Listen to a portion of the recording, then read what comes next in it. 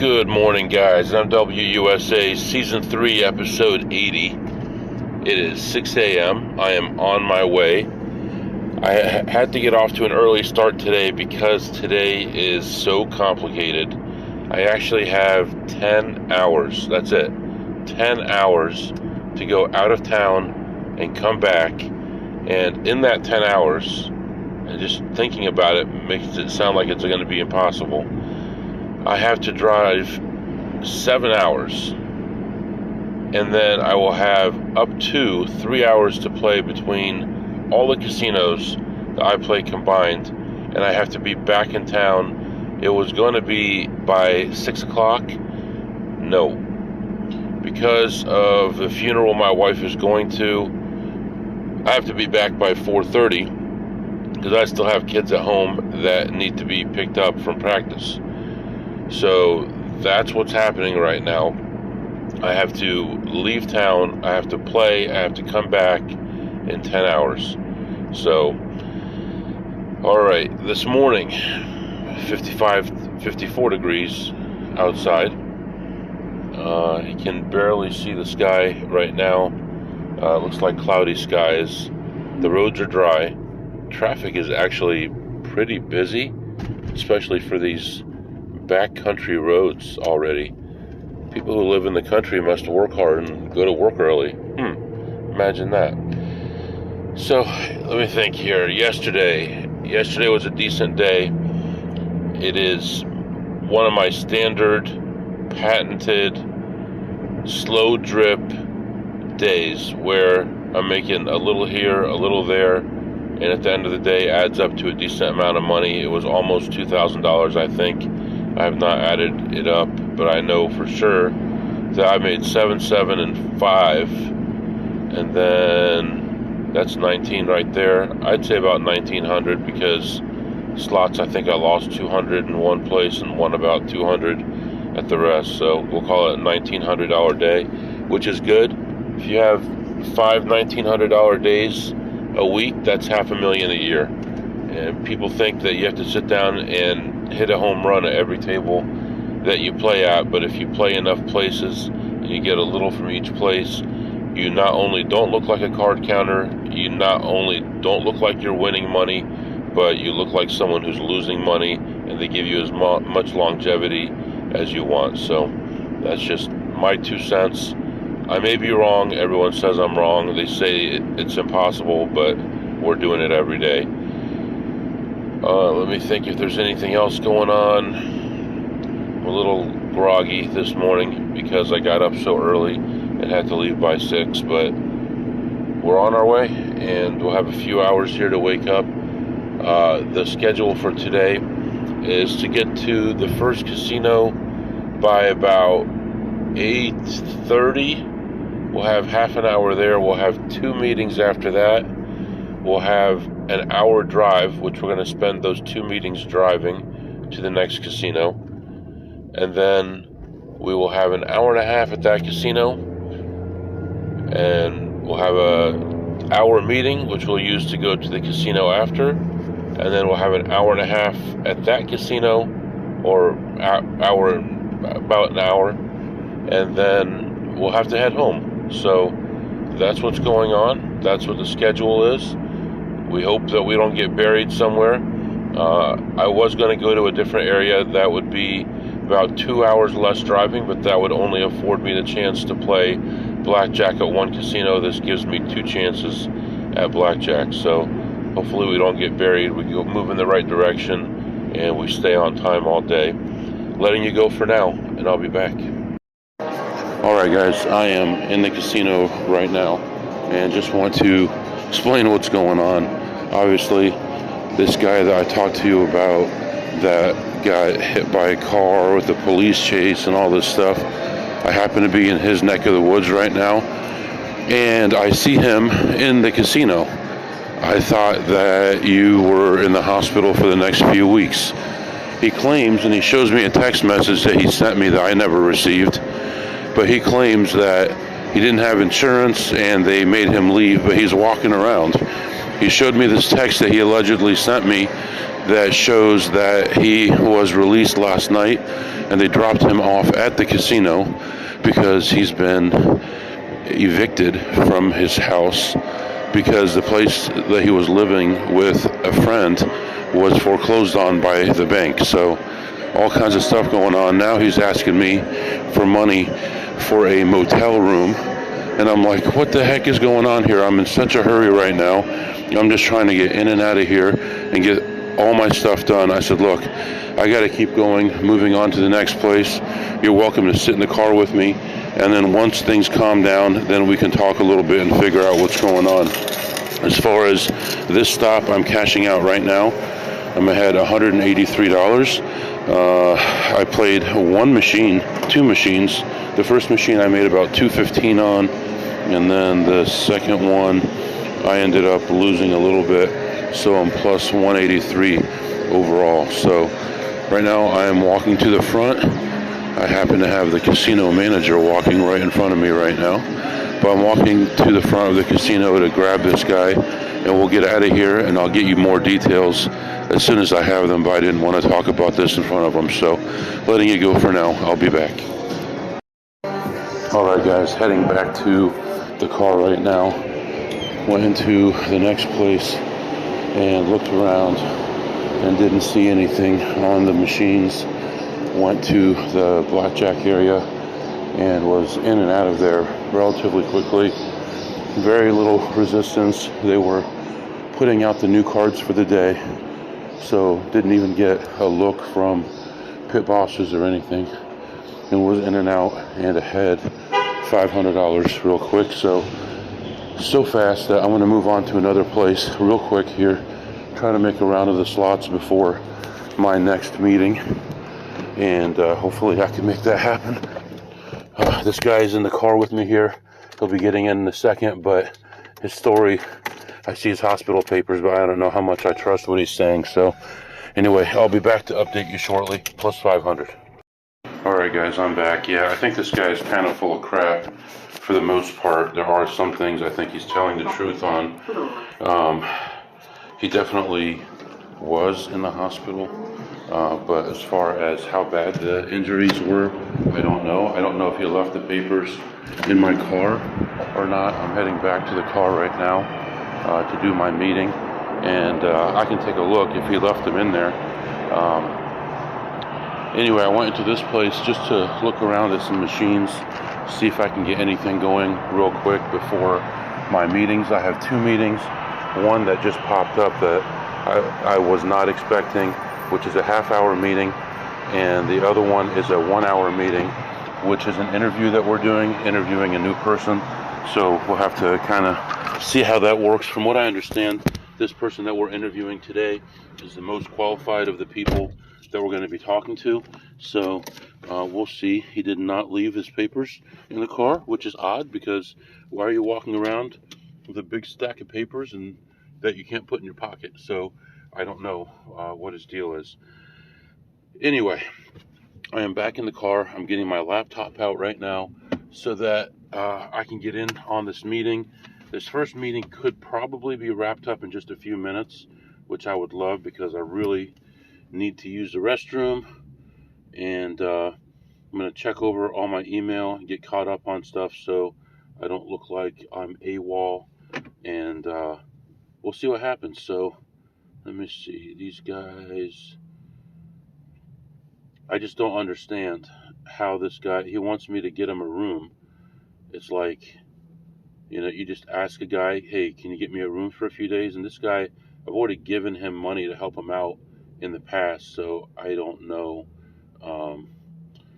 I'm hoping that someone I know in the city here might be able to help me out as far as getting him a room in the city, but it's far away from where he lives. But then again, he doesn't have a place that he lives, because allegedly the person he was living with got their house taken away from them. So where is he going back to? So I'm hoping I could talk to somebody today. They can help me get him a room, and that will hold him over for a few days until he figures out what he's going to do and where he's going to stay. So we'll see. Looks like they just set up another meeting, post-interview recap. Great, wonderful. I'm going to love that. And another conversation for what day? Today? No, next Monday. That's good. All right. I went in there. I played this first machine. It looked really good, similar to the machine I lost money on at the last place that they've already tightened up. I already know that they've tightened up, but I played it anyway. It looked like it was in a good position, even if it was tightened up. And it was at $2 a spin, and I ended up losing almost $500 on that one. I moved on to another one, which was a lot bigger play, and I got lucky on that one, hit that one pretty quickly, and ended up recovering all the money on that, plus $60. So I ended up ahead $60. I was in there like 21 minutes. One machine was like 18 of those minutes, and one was like 3 minutes. So that's all okay. Right now, I'm going to let you go. I'm going to hop on this meeting, and then I'll figure out what to do from there. I still would like to get another 1 or 2 sessions of blackjack in if I can squeeze them in. So letting you go for now. I'll be back to update you soon. All right, guys, I am back. So went back in. I had 20 minutes, and I'm heading back to the car again right now. I looked around, found 3 plays, and the first one put me up about $82. The second one dropped me down to +2, and the third one took me back to +82 again. So in 20 minutes, I was back in there, and I picked up $82. So I'm back in the car right now and getting the meeting ready to go. This is the interview. It's supposed to be the well-qualified guy, and then we're supposed to rate all our candidates and turn it into our manager. After this is over, hopefully for every minute that this is less than an hour long, I pick up a minute playing blackjack, and then I have to get moving from here. So for every minute it is shorter than that hour, that's that much more time that I can try to make money. So I'm not going to be asking a bunch of questions. Anyway, plus 82 more, and I'm going to do this meeting, and I'll be back with you. All right, guys, I am back. I'm walking through this place on my way out, waiting for this guy to meet me who is always dragging me down, always can't find his way places, can't figure out how to get out of a place. But right now, I've got to run. I've got 5 minutes till my meeting starts, and I have to head toward home. I will barely make it home on time if I leave right now. So hopefully he's where he says he is, and I don't see him. Anyway, all right, let me call him and then figure out where he's at, and then I'll be back and let you know what happened. This guy's ridiculous. I can't believe it.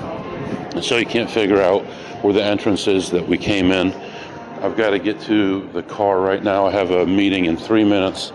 If he's not there, there's nothing I can do. I can't miss the meeting. So anyway, give me a second here. So I walk in, I go to the blackjack area, and there's only 2 tables open. I sit down at one table, and of course that one's the one that has to have all the bad variants on there. Oh, I'm sorry, this noise, hold on. So of course that's the one that has the bad variants on there. Let me start this car and start this meeting. So I'm instantly down like 1,500, and it doesn't end there. Every time I've got a big hand, I'm all in. I get a double down, a split, double down. I get all these bad variance situations happening. Got this, trying to set up for this meeting in here. And before you know it, I'm down $4,000. I finally get a really big count. I've got 600 in front of me, and it's a double down hand. I double it down. I hit the 21. No, I hit a 20, and the dealer gets a 16 and draws and busts, and I was so excited. That brought me up to 2,400, and I'm just taking it one step at a time, chipping away, doing all the right things, trying not to do anything that's going to get me, off focus, even though I'm excited, even though I want to jam it in there, right? I mean, things are turning around, things are going good, but you got to do the right thing, and luckily I did. and so many times. There was a player that came to the table and sat next to me, and he's like, "Oh, we got a terrible shoe. Let's ask for a new shoe." And I'm like, "Hell no, it's a plus 11." And he got pissed off at me and walked away. And by the time he came back, I was about even from the time that he left. Anyway, right now I got to do this meeting. I'm sorry. I'll be back. All right, guys, I'm back. So I dropped this guy off, this character. So it's been about an hour and a half since I talked to you last. So finishing up my story here, I ended up involved for $4,600 at that table. Everything I was doing was backfiring. $200, $300 hands, double, split, double, all failing. And every time I'd have something going in the right direction, it would fail. So I knew eventually I'm either going to be down 10,000 and have to walk away, or I was going to snap back because things were going well except for those big hands. And if they continue to go like that, those hands are eventually going to be won. Those hands are in my favor, and eventually they're going to play out the way that they should. The variance should eventually even out, right? I mean, who knows? It could be 1,000 hands later, it could be 100,000 hands later, but it should balance out mathematically. So I ended up grinding my way back, and I told you about the guy who wanted a new shoe, but we had a big count, and I said no. I ended up breaking even for the rest of the shoe from the time that he sat out until the next shoe when he got in. And the thing is, he got annoyed with me. He wanted to leave the table. He goes to leave the table, and the other table is reserved now because some guy came around with his girlfriend and said, "I'm going to be back in a little bit. I want this table." And they said, "Yes, sir." And they reserved the table, and so there was only one table left to play the high limit, and that was mine. So that guy disappears, and then the guy sitting next to me goes to that table. He gets disappointed. He comes back to my table and sits around and waits for the rest of the shoe, but it was positive all the way through, and it looked like things were going in an incredible direction for me at that point. Both of us were losing at the beginning of the shoe when the count got high, but there's no way I'm going to give up that big count. So anyway, one other thing I wanted to say, very, very, very, very, very, very, very unusual for this place. And I noticed it initially because I had a dealer that I'd never seen before, and I thought she didn't know. But then my regular dealer did the same thing, and the two other dealers that came did the same thing.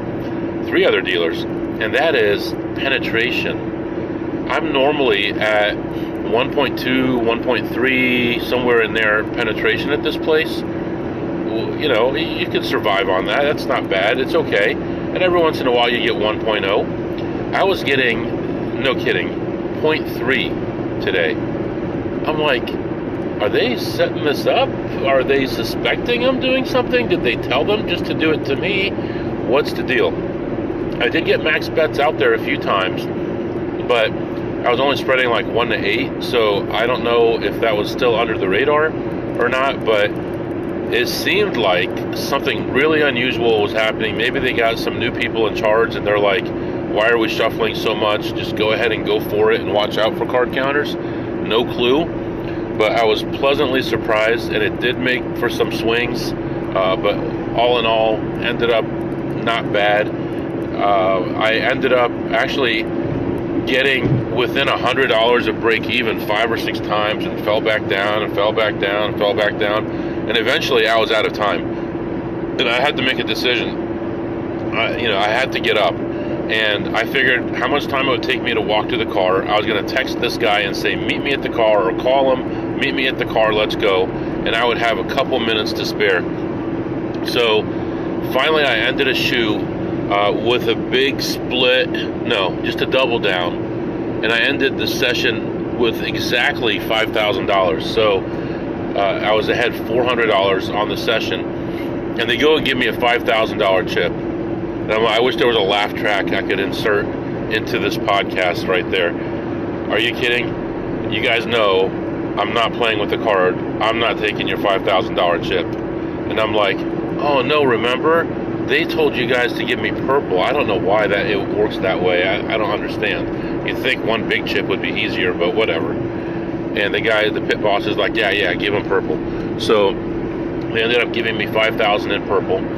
I go to the high limit cashier, cash out $2,500 because their limit is $3,000. I don't want to be exactly at $3,000. And I learned from the cashier that if it's a new person at that casino who's the new cashier, anything above $2,000 they need a double for. But if it's someone who's seasoned, who's been there for a while, they can go up to $3,000 or even $5,000 depending on the person. So that was interesting. I cashed out $2,500 there.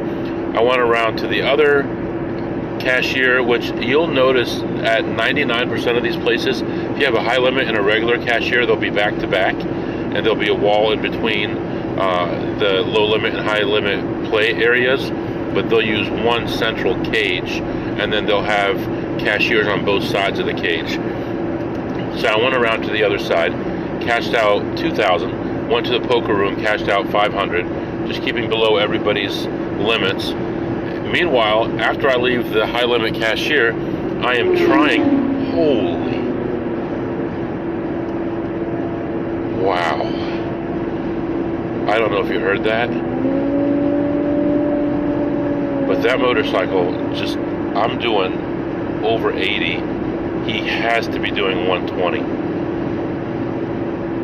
That scared the heck out of me. Wow. That is just sick. I've seen things like this before, and lots of times they don't end up well. It happened to me once in New York.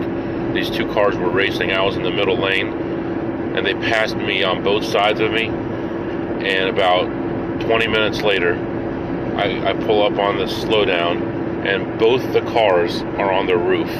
So, whatever. Anyway, whew. That got my heart pumping in like half a second there. Anyway, so from the time I left the high limit cashier, I wanted to call my friend and say, hey, let's go, we're out of time. And I couldn't. And this place specifically, I have documented that they are jamming your cell phone signal. In fact, I had at least one, if not two cashiers tell me that they jam the signal near the cage. I thought it was near the high limit, but the cage is right by the high limit.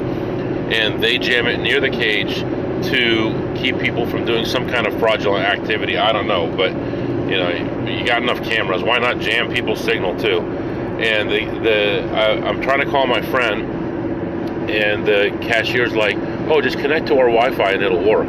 Oh yeah, sure, connect to your Wi-Fi. It says Joe Kickass is my name for the phone, and you know, just give you access to my stuff. I can agree to your terms of service and let you have access to my cookies. Why not? So of course I'm not doing that. But I couldn't get a hold of my friend on the phone. I tried to text him. The text messages wouldn't go through. By the time I got to the poker area across the casino, I was able to call him. I said, meet me, let's go. I'm on this floor, this parking, let's go. We got to leave right now. And he's like, I don't know where that is. I'm like, it's right where we came in. I'll see you over there. And I go over there and he's not there. And then I call him again. He's like, I am by the poker machines and the roulette. I'm like, there's like 4 places where that is. Go back to where we started. And he didn't know where it was. So I said, look, I don't have time for this. I got to leave. I'm going to the car. I got to start my meeting. You go up to a security officer and say, I need this parking lot, this floor, and meet me over there. He said, okay. I go to the car. I get in the car. I get my internet turned on my phone. I connect to it. I start my meeting. That was over an hour ago. And he finally comes over. He comes out of the door and he can't find me. I'm like 2 cars away. I have to honk my horn for him to find me. It's like, you're nuts. So I ended up leaving the session plus 400. Did not play any slots that time. I did the first 2 times with the whatever 82 and the $60 wins. So that was good. He sits in the car. He's falling asleep. His story sort of makes sense, but not completely. and I'm driving, and I'm trying to talk to this guy to figure out what the heck he's doing, where I'm dropping him off, and all that, and he's falling asleep. So here's what I figured out. The guy was involved in this accident. He was on the city bus. So that's no problem. I understand that. He got out of the hospital, in my opinion, because his injuries weren't that serious. While he was in the hospital, a nurse gave him the phone number to a lawyer, some half-assed lawyer that he's going to talk to, and he's not going to get much money anyway. If he was in the hospital for like 5 days, and all it was a concussion, what's that bill going to be? $30,000? And then he's going to get 60 or 70, and a third of it's going to go to the lawyer, and a third of it's going to go to the bills, and so what's he going to end up with? $20,000? I guess that's a lot, but I mean, he was talking like he was going to be a millionaire and set for life. Meanwhile, while he was in the hospital, his roommate got foreclosed on, and of course that would mean he has 30 days to leave, but nobody listens to me. I understand how this stuff works. I used to work in that industry. I totally understand it. I've done auditing, I've done originating, I've done appraisals, I've done all that stuff. I totally, completely understand all that stuff, and he wouldn't listen to me. So his friend left the house and moved in with his sister, and now this guy has nowhere to live. So the hospital said, we're going to take you home, and he's like, I don't have a home. So they took him to the casino, which is the only place that he can be to be safe. They took him there overnight. I believe him about the text message that he sent me. I saw the paperwork from the hospital. I saw his name on the paperwork, and I saw the bracelet that has his name on there that he was in the hospital. So I believe all that stuff. But where is he going to go now? I took him back to the casino. I've got stuff to do. I've got places to go. I can't be messing around. I'm already running so far, not behind, but I'm cutting it close. So I can't afford to be wasting time. So I said, where do you want me to drop you off? He said, the casino. And he's like, would you give me money for 2 or 3 days at the motel? I'm like, I don't think so. You